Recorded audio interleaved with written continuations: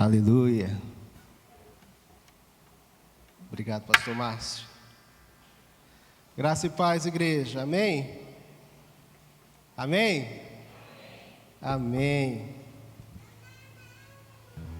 Pastor Márcio vai viajar hoje, mas ele disse que não poderia viajar antes de vir trazer o púlpito para mim, né? Brincando, pastor Márcio. Queridos, hoje nós vamos refletir sobre mudar a situação. Eu quero abrir a Bíblia e convido você a abrir também no Evangelho de Lucas, capítulo de número 6,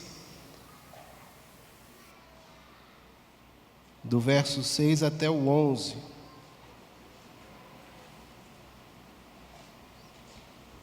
Lucas, capítulo 6, do verso 6 ao 11. O texto também vai aparecer no nosso telão para você acompanhar. Enquanto você abre a sua Bíblia, hoje você percebeu, né, que a nossa escola bíblica já está de férias, e não é de hoje, já faz algum domingo, né? Foi domingo passado que começou as férias da escola bíblica. Também a escola bíblica infantil está em férias e a musicalização infantil também entrou no domingo passado em férias. Hoje à noite ainda tem ministério infantil funcionando aqui na nossa igreja. Então, se alguém te perguntar se vai ter o trabalho infantil na parte da noite, você pode dizer: tem sim. Hoje tem culto infantil, tem culto júnior também. Então, pode espalhar essa notícia para aqueles que vão vir na parte da noite. Vamos ler o texto? Diz assim a palavra do Senhor: Num outro sábado, Jesus, entrou na sinagoga e iniciou o seu ensino. E estava ali um homem cuja mão direita era atrofiada. Os doutores da lei e os fariseus estavam ávidos para achar algum motivo pelo qual pudessem acusar Jesus. E por isso o observavam com toda a atenção, a fim de perceber se ele o haveria de curar durante o sábado. Todavia Jesus tinha conhecimento do que eles pensavam.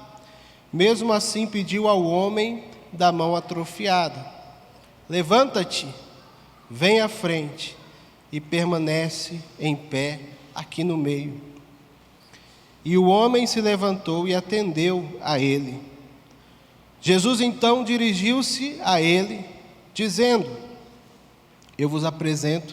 dirigiu-se a eles, aos presentes ali: eu vos apresento uma questão. O que é permitido realizar no sábado? O bem ou o mal? Salvar uma vida ou destruí-la? E Jesus olha atentamente para cada um dos que estão à sua volta e ordena ao homem: estende a tua mão. O homem a estendeu e ela foi instantaneamente restaurada. Contudo, eles ficaram enraivecidos e começaram a tramar entre si sobre que fim dariam a Jesus. Vamos abaixar nossas cabeças, fechar os nossos olhos e mais uma vez orar ao Senhor. Paizinho, muito obrigado a Deus por essa manhã na Tua presença. Obrigado a Deus por estarmos reunidos aqui como igreja, por estarmos aqui reunidos entre irmãos. Ó Paizinho querido, bom e agradável é que os irmãos vivam em união. Estamos aqui unidos, reunidos no Teu nome. Louvado seja o Senhor. Obrigado a Deus por tudo o que o Senhor já tem falado, por tudo que o Senhor já tem ministrado aos nossos corações, em cada momento de louvor, de canto. Ó Pai, obrigado por tudo que o Senhor tem ministrado nas orações, pela Tua presença tão vívida, tão real em nosso meio. Obrigado a Deus. E agora pedimos que o Senhor nos abençoe por meio da Tua palavra. fale ao nosso coração, que o Teu Santo Espírito tenha toda a liberdade, ilumina a nossa mente, ilumina o nosso coração, ilumina o nosso entendimento, e que ouvindo a Tua palavra não endureçamos o nosso coração, mas que a recebamos e tenhamos a disposição de praticá-la. Ó Deus, quanto a mim, que o Senhor me ajude, que o Senhor tenha misericórdia de mim e que o Senhor, ó Paizinho querido, me use para a Tua honra e para a Tua glória. Assim eu oro, junto com os meus irmãos, no poderoso nome de Jesus. Amém. Irmãos, hoje nós vamos falar sobre 3 atitudes para mudar a situação. Todos nós temos coisas que precisam ser mudadas. O texto em questão tem como assunto principal a questão do sábado, né? Porque Jesus, ele cura no sábado. E nós não vamos falar sobre isso hoje, sobre a visão dos judeus a respeito do sábado, sobre como Jesus via o sábado e até mesmo confrontava o entendimento a respeito do sábado. Não é esse o nosso propósito. Nós vamos falar sobre mudança da situação. Ainda mais nessa época em que se avizinha um novo ano, a gente fica pensando nas coisas que a gente quer que muda, nas situações que a gente quer que sejam transformadas. A gente quer, olhando para o ano que vai chegar, quem sabe que a situação da nossa conta bancária mude, quem sabe a situação da nossa forma física, né? Talvez você queira que mude a situação do seu estado civil, não sei. Mas para além disso, tem outras coisas que a gente sempre pensa que precisam mudar. Pode ser que o seu casamento precise mudar, a situação da tua casa, da tua família. Talvez a situação do teu relacionamento com seus filhos, a situação do teu relacionamento com os seus pais precise ser transformada. Talvez a sua vida com Deus, o seu compromisso com Deus precisa mudar. Qual é a situação que precisa mudar? Nós vamos falar sobre isso porque acabamos de ler a história de um homem que teve a sua situação mudada, que teve a sua vida transformada a partir do encontro com Jesus e a partir das coisas que Jesus proferiu a respeito dele. Eu quero então pensar com os irmãos a respeito dessas 3 atitudes para mudar a situação. Pode ser que você veja a sua vida como esses aviãozinhos aí em círculo, né? Eu estou num ciclo, repetindo uma série de comportamentos disfuncionais, a minha família está presa também, parece que não vai para frente, e Jesus quer que você seja como esse aviãozinho amarelo, né?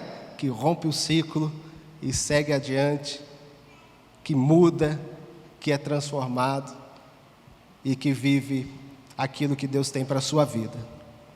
Meus irmãos, a primeira atitude que devemos ter para que a nossa situação seja mudada, seja ela qual for, é parar de se esconder. Pare de se esconder. No verso 8 nós lemos que Jesus pediu ao homem da mão atrofiada, da mão deformada, algumas versões vão falar de uma mão ressequida. Jesus pediu para aquele homem, para ele se levantar, falou para ele: levanta-te, deu uma ordem para aquele homem. E para que você entenda a situação, tudo que aquele homem não queria era ser notado. Tudo que aquele homem não queria era ficar em evidência, porque ele tinha a sua deformidade, ele tinha a sua deficiência, e para além disso, na mentalidade do seu tempo, ali onde aquele homem vivia, naquela cultura, as pessoas encaravam alguém com uma deficiência, com uma deformidade ou outro tipo de enfermidade, como alguém que era amaldiçoado, como alguém que carregava sobre si a consequência de pecado. Podia ser um pecado próprio, um pecado familiar, um pecado do pai, da mãe. Vocês vão lembrar muito bem quando os discípulos de Jesus avistam um cego e perguntam para Jesus: Jesus, quem foi que pecou? Ele ou seus pais? Para que ele fosse assim. E Jesus fala: não é nada disso. Ele é assim para que a glória de Deus se manifeste na vida dele. Mas eles tinham esse tipo de pensamento, de mentalidade. Aquela pessoa é uma pessoa amaldiçoada, é uma pessoa não bem vista por todos. Então tudo que ele queria era ficar escondidinho na dele. Mas Jesus dá uma ordem para ele: fique em pé. E eu entendo a partir dessa ordem de Jesus que para a situação mudar, eu preciso parar de me esconder. Para a sua situação mudar, a primeira atitude é parar de se esconder. Meus irmãos, isso significa que se você quer uma transformação, é preciso revelar as suas dores, é preciso revelar os seus traumas, sair da negação quanto aos pecados, quanto aos seus comportamentos disfuncionais. Saia da negação, assuma as suas falhas e deformidades, porque assim você se abre para o agir de Deus na sua história. Vocês lembram de Naamã? 2 Reis, capítulo de número 5. Naamã, um poderoso comandante do exército sírio, mas por trás da armadura, um homem leproso.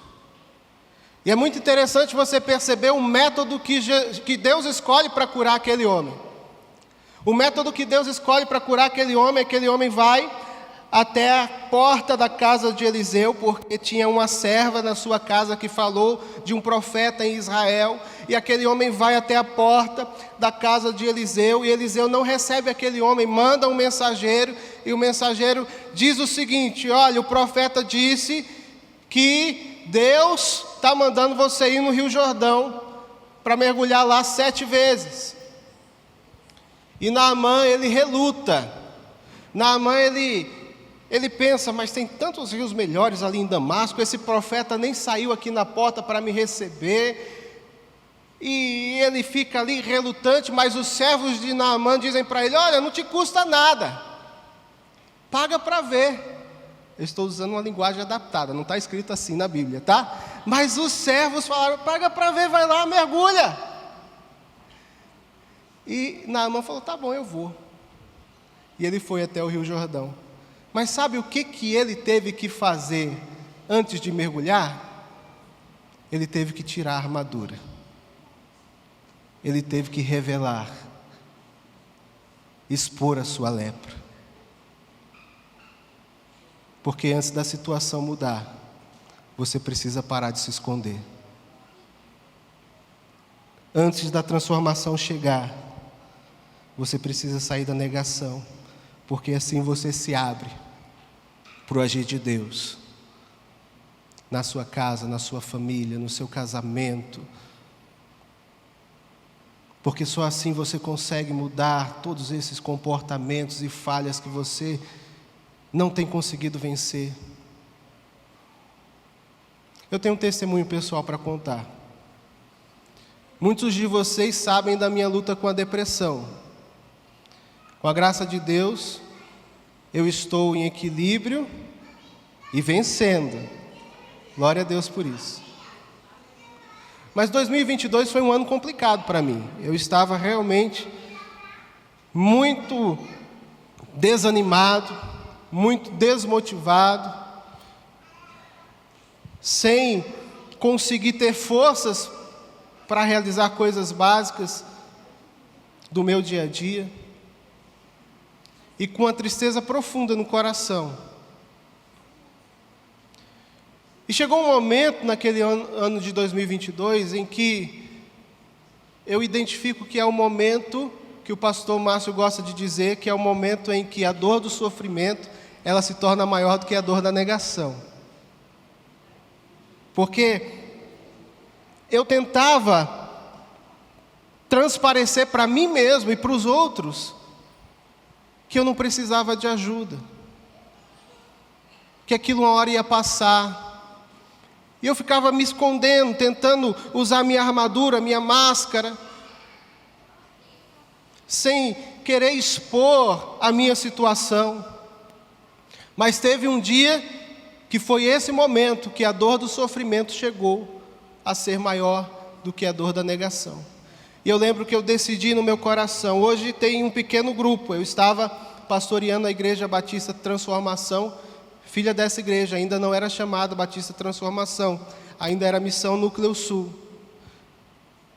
E aí eu tinha um pequeno grupo para ir, eu decidi naquele dia, eu vou chegar naquele pequeno grupo e eu não vou dar o estudo, eu vou abrir o meu coração para aqueles irmãos, eu vou falar sobre como eu estou.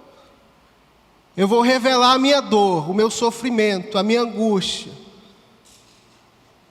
E meus irmãos, eu peguei o carro, eu saí em direção àquele pequeno grupo, e decidido, com aquela decisão firme no meu coração, eu preciso parar de me esconder. E aí o celular começa a tocar. Eu olho para a tela do celular, está escrito lá, Pastor Márcio. Eu encosto o carro, atendo o celular. Ô, Pastor Márcio. Oi, Israel, tudo bem? Tudo bem. Aí, o que você está fazendo? Eu estou indo num pequeno grupo. Ele falou, Pastor Israel, eu sei que você não está bem. Eu percebo que você não está bem. Eu tenho notado isso. E eu quero te ajudar. Você pode conversar comigo depois? Eu falei, não, pastor, é que o pequeno grupo vai terminar tarde, não tem como eu te ligar depois. Ele falou, não, mas não tem problema não, que eu durmo tarde. E você ainda reluta um pouco. Eu falei, não, pastor, mas eu acho que não vai dar certo e tal. Ele falou, vai na minha casa amanhã de manhã. Eu falei, tá bom, pastor, eu vou na sua casa. E aí eu fui para o pequeno grupo, e lá no pequeno grupo eu fiz exatamente aquilo que eu tinha decidido no meu coração. Mas eu quero que você perceba que a simples disposição diante de Deus, de parar de me esconder, já foi o suficiente para Deus colocar alguém no meu caminho para me ajudar. Bastou eu me dispor, eu não vou mais me esconder, eu não vou mais querer transparecer coisas que precisam ser expostas ali. Essa simples disposição já foi usada por Deus, e eu fui no pequeno grupo, e ali no pequeno grupo eu abri meu coração para os irmãos, e os irmãos, eles foram muito compreensivos. Você tem aquela mentalidade, você tem aquele receio de que as pessoas não vão receber bem, mas como assim um pastor está aqui dizendo que está sofrendo, que está em depressão? Como assim? Essa pessoa não é espiritual o suficiente? Será que é isso? Você tem tudo isso na sua cabeça, dos questionamentos que vão surgir, mas aqueles irmãos foram acolhedores, aqueles irmãos foram prontos a orar por mim, eles se prontificaram a me ajudar em tantas coisas que eu não estava dando conta de fazer, e Deus começou a me conduzir nesse processo de mudança de situação. E depois eu fui na casa do pastor Márcio, ele orou comigo, ele me ouviu, ele me apresentou o Celebrando a Restauração, a gente começou a nossa caminhada a partir dali, nos celebrando, e Deus tem feito grandes coisas, Deus tem mudado a situação. Eu quero dizer sim que, paralelo a isso, eu fui também, fiz a terapia, passei por psiquiatra, porque tudo isso é ferramenta que Deus usa em nosso benefício. Não estou negando nenhuma dessas outras coisas. Mas, meu querido irmão, minha querida irmã, você que quer ser transformado, seja em que for, precisa parar de se esconder. E que o Espírito Santo te ajude a entender aquilo que você tem escondido, que você precisa trazer à tona. E eu tenho certeza que quando você se dispuser a parar de se esconder, Deus vai colocar, talvez já esteja colocando pessoas no teu caminho para serem bênção na sua vida, assim como colocou o pastor Márcio na minha vida. Porque em Tiago capítulo 5, verso 16, diz que nós devemos orar uns pelos outros e confessar os nossos pecados, e a gente pode ampliar o entendimento disso, confessar não só os nossos pecados, mas confessar também as nossas dores, confessar os nossos traumas, confessar as nossas dificuldades, e quando nós confessamos, existe a cura, existe a ação do Senhor, porque nós nos abrimos para que o Espírito Santo atue. Então faça isso, meu irmão e minha irmã. Pare de se esconder. Agostinho, ele diz que o homem que não confessa seus pecados é como um doente que não confessa sua doença. Guarde no seu coração, o primeiro passo para a cura é o reconhecimento da doença. O que está doente aí, que você precisa reconhecer, que você precisa expor, que você precisa parar de se esconder com relação a isso? O primeiro passo para a cura é o reconhecimento da doença. A segunda atitude que nós devemos ter para mudar a situação é caminhar na direção de Jesus. Caminhe na direção de Jesus. Aquele homem, ele recebeu uma outra ordem de Jesus. Jesus falou para ele: vem à frente, ou vem aqui no meio, como dizem algumas versões. Quem que estava ali na frente? Quem que estava ali no meio, na sinagoga, ensinando? Jesus. Em outras palavras, Jesus estava dizendo: vem aqui para mim, vem na minha direção. Então nós precisamos caminhar na direção de Jesus. Uma vez que a gente entende que não pode se esconder, se a gente quer que a situação mude, uma vez que você reconhece e expõe o seu problema para receber a cura e o tratamento do Senhor, o passo imediatamente posterior é ir em direção a Jesus. Por que eu preciso enfatizar isso, que você precisa caminhar na direção de Jesus? Porque muitas vezes a gente chega ao ponto de admitir que a gente precisa de ajuda. Muitas vezes a gente chega ao ponto de revelar nossas dores, mas falta-nos, em muitas oportunidades, esse segundo passo, o do caminhar na direção de Jesus. A gente reconhece o nosso problema, a gente admite aquilo que precisa de transformação, mas a gente vai andando e caminhando em várias direções, como essas setas apontam, né? Às vezes a gente corre na direção do coach da internet, às vezes a gente corre na direção da influenciadora da rede social, às vezes a gente vai na direção do parça da gente, que tem uns conselhos doidos para nos dar, às vezes a gente vai em várias direções, mas esquece de caminhar na direção de Jesus. E é Ele que pode nos acolher e nos socorrer. É Ele que é a resposta. É Ele que é a esperança da qual nós precisamos. É Ele que é a solução.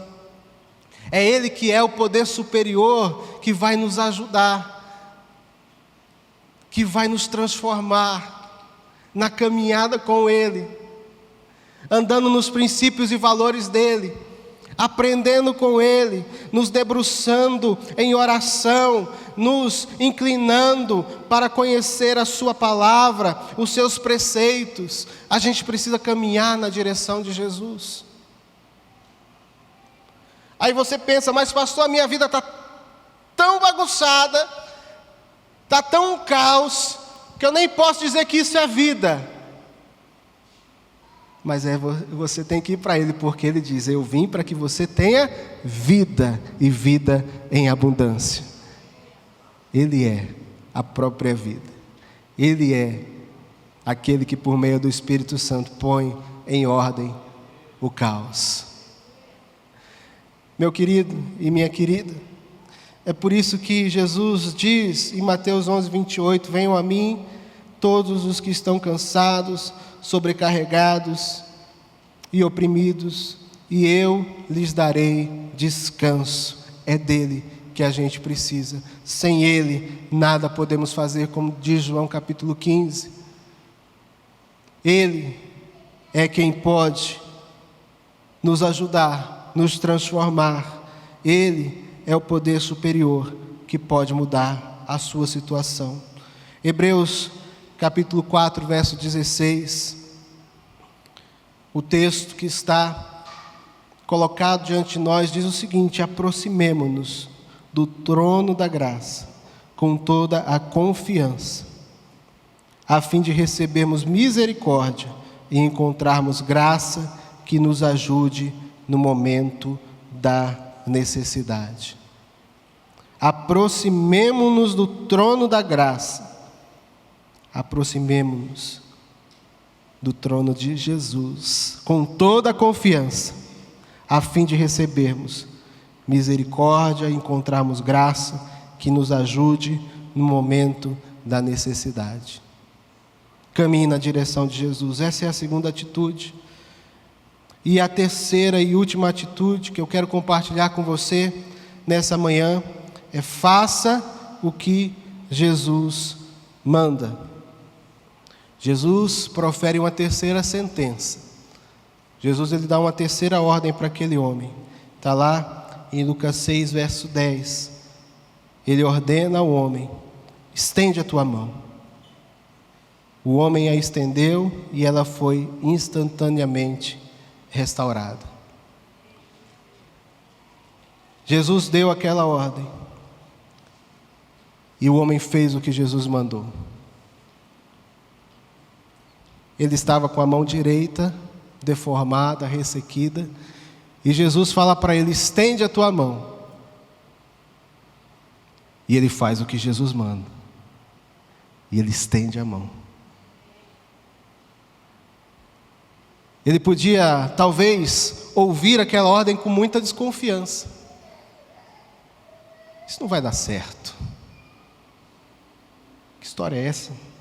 Estender a minha mão e vai tudo se resolver? Talvez ele pensasse: eu já sou tão humilhado, eu não posso nem entrar no templo. Eu estou aqui numa sinagoga. Na sinagoga ele podia entrar. Se ele quisesse ir num templo em Jerusalém, ele não podia entrar. Ele tinha que ficar nas áreas externas ao templo. Eu já sou tão humilhado. Esse negócio vai funcionar não, eu vou virar chacota, vou virar piada aqui. Ele podia ouvir a ordem de Jesus com muita desconfiança e sem dar crédito ao que Jesus tinha dito. Mas ele fez. E é isso que eu quero que você carregue, essa verdade espiritual, eu quero que você carregue. Você precisa fazer o que Jesus manda. A gente se depara, principalmente nós pastores, nós nos deparamos com muita gente que fala para nós: pastor, eu já tentei de tudo. Eu já tentei curso de homem, já tentei curso de mulher, já tentei curso de casado, eu já tentei congresso disso, congresso daquilo, já fui em todos os retiros que a igreja oferece, eu já tentei o celebrando a restauração, eu já tentei isso e aquilo, eu já chamei a irmã Alice para fazer um desencapetamento lá na minha casa. Brincadeira, irmã Alice. É tipo dedetização, ela tira todas as pragas espirituais que tem lá. Aí você deixa voltar tudo, é um problema. Mas você fica falando: eu já tentei de tudo. Aí você faz aquela pergunta que você pega o irmão ou a irmã no pulo: mas você fez o que Jesus manda? Ou você só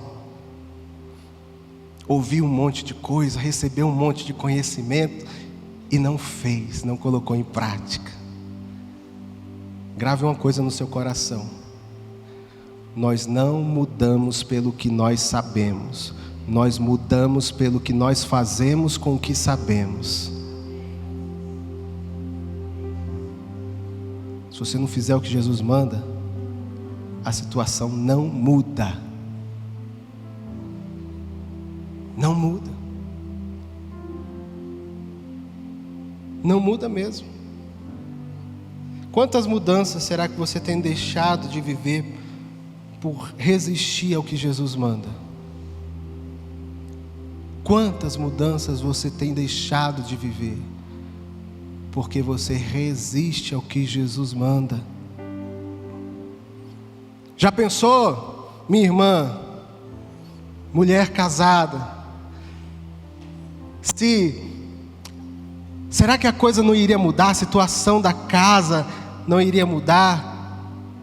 Se você fizesse o que Jesus manda e deixasse de ser essa mulher autoritária, controladora, briguenta, rixosa, será que a situação mudava? Se você fizesse o que Jesus manda e fosse a mulher sábia que edifica a sua casa? Será você, meu irmão, varão, será que a sua situação mudava? A situação do seu casamento seria transformada se você fizesse o que Jesus manda e fizesse da sua mulher a sua prioridade? Porque a gente tem uma série de homens, uma geração de homens que priorizam tudo, menos a própria esposa. Prioriza o futebol, prioriza os amiguinhos, prioriza o videogame, prioriza o escambau. Mas a esposa fica lá, largada. Mas se você fizesse o que Jesus manda, a coisa mudava. Será que você é filho, jovem, adolescente? Será que a relação com seus pais não mudaria se você fizesse o que Jesus manda? E de fato obedecesse, respeitasse, honrasse seu pai e sua mãe? Será que sua vida espiritual, que tanto você fala, puxa vida, eu queria que a minha vida espiritual fosse mais vibrante, eu queria que a minha vida espiritual fosse diferente, eu queria um avivamento pessoal. Será que se você fizesse o que Jesus manda e passasse menos tempo nas redes sociais, nos streamings, nas séries, e se dedicasse, como o pastor Caetano gosta de dizer, ao boi, né, pastor? Bíblia, oração, igreja. Será que a coisa não acontecia se você fizesse o que Jesus manda? Será que sua vida deixaria de ser esse lixo que ela é, se você renunciasse a esses pecados de estimação que você insiste em carregar? Faça o que Jesus manda. Faça o que Jesus manda.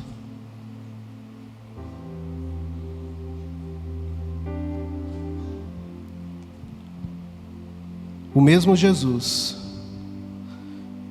que dá a ordem, dá também o poder para que a ordem se cumpra. Guarde essa frase, também vai aparecer para você. O mesmo Jesus que dá a ordem, dá também o poder para que a ordem se cumpra. O Jesus que deu a ordem para o homem da mão deformada, que falou para ele, estende a tua mão, ele deu o poder para que aquela ordem se cumprisse. O mesmo Jesus que fala para você fazer as coisas conforme os princípios e valores, os preceitos dele, ele dá o poder para que as coisas aconteçam. Você fala, mas pastor, eu não consigo fazer o que Jesus manda, é muito difícil, eu não dou conta de fazer o que Jesus manda. Você sabe, né? A carne é fraca. Se você cumprir a segunda atitude, que é caminhar com Jesus, Ele vai te dar o poder para que a ordem dele se cumpra. Aquele que pede também é o que capacita.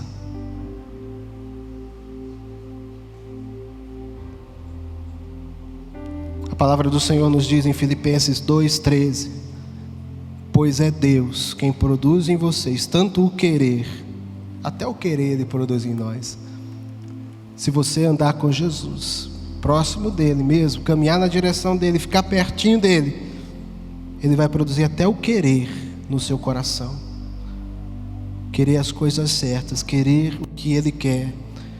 Pois é Deus quem produz em nós, produz em vocês tanto o querer quanto o realizar. Aquele que dá ordem, dá também o poder para que a ordem se cumpra.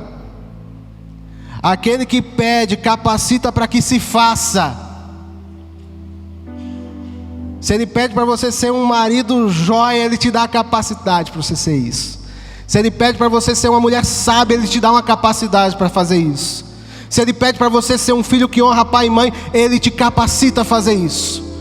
Se ele te pede para viver uma vida de intimidade com ele, ele te capacita a fazer isso. Não tem nada que Deus peça que ele não dá o poder, a capacidade de realizar. Carregue isso no seu coração.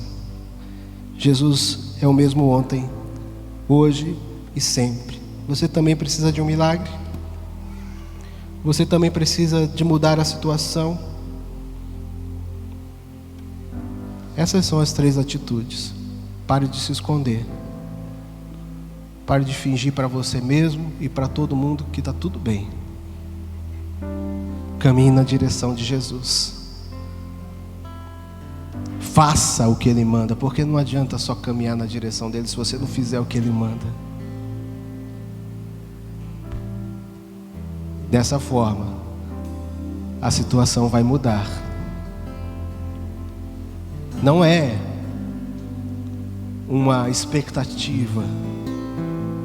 Talvez a situação mude, é uma certeza. A situação vai mudar se você parar de se esconder. Se você caminhar na direção de Jesus. E se você fizer o que Ele manda, a situação vai mudar.